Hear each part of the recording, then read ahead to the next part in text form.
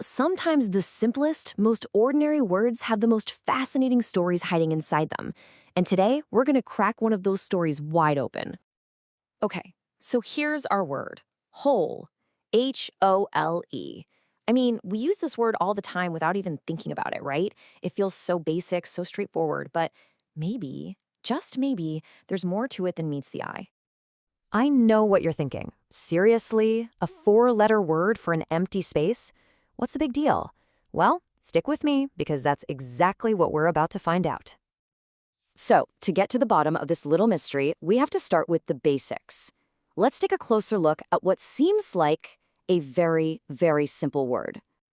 I mean, the textbook definition is exactly what you'd expect. A whole is just an empty space in something. It's a noun and it's countable. You can have one hole, two holes, a million holes. Super direct, right? No room for confusion there. And if you look at a sentence like this one, it doesn't get much clearer. You dig a hole, you put a tree in it. But here's the twist. It's that exact, almost boring simplicity that holds the key to its big secret. All right. And this is where things get really interesting. Because our humble little word whole is actually part of a pretty exclusive club. We're talking a club with only 850 members. And there it is. The secret is that the word whole is on something called the Basic English 850 list. Now, you're probably asking yourself, what on earth is that? Well, Basic English, or B850 for short, is this really cool concept from way back in the 1930s. It's a stripped-down version of English that uses just 850 core words. And these words weren't picked at random, they were carefully chosen because you can combine them to say almost anything. The goal was to create a simple, universal version of English for everyone, for international trade, for teaching, you name it.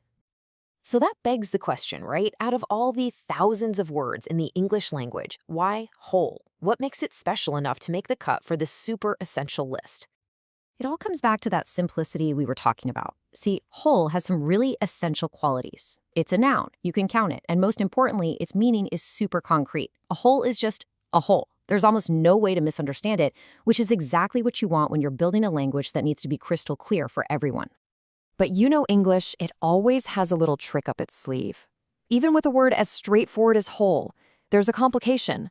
It has a twin that sounds exactly the same but means something completely different. Yup, I'm talking about its homophone, whole, W-H-O-L-E. They sound identical, but check this out. They're practically opposites. A whole is an emptiness, something missing, but whole is about completeness, having all the parts. It's a perfect little reminder that even in a simple vocabulary, context is king.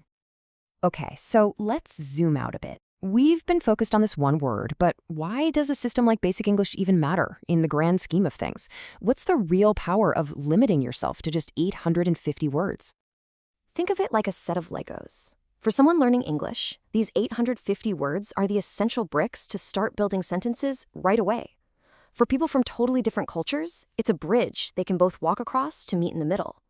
And really, for all of us, it's a foundation for expressing almost any idea, just by combining those simple parts in clever ways.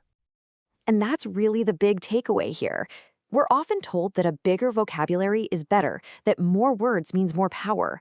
But the story of whole and its spot on this special list really shows us that sometimes radical simplicity is the most powerful tool we have for true understanding.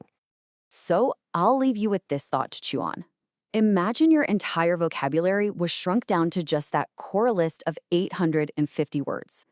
What ideas would be the most important for you to get across? What would you choose to say first? It really makes you think about what communication is all about, doesn't it?